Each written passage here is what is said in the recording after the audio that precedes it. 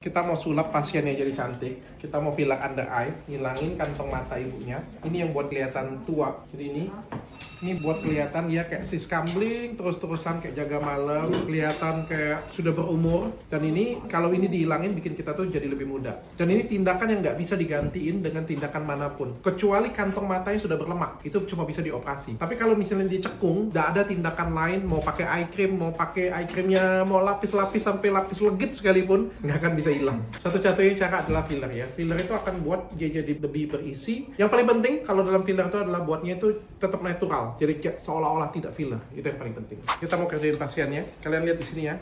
Ini lihat pipinya ada jebloknya. Kayak ada kopong. Ini buat kelihatan tua. Ini kalau misalnya kempot akan buat smile-nya jadi lebih dalam. Akan buat marionetnya lebih dalam. Jadi dia kelihatan tua. Jadi ini harus diisi, jadi dia kencang lagi. Permasalahan isinya itu harus buat isinya itu natural. Harus kayak seolah-olah nggak diisi. Aku akan kerjakan pakai Facial RH4. Ini produk terbaik untuk pipinya seperti ini.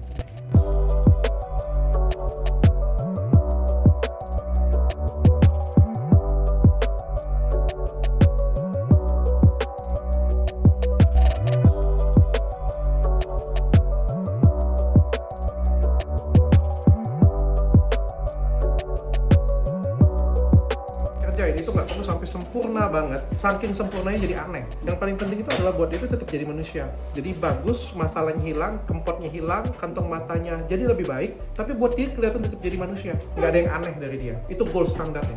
Oke, kelihatan bedanya? Ya, ini juga aku isi nih. Karena ini kan kempot banget nih pipinya nih. Ini juga bagus jadinya, pipinya, kantong matanya perbaikan, sini juga perbaikan.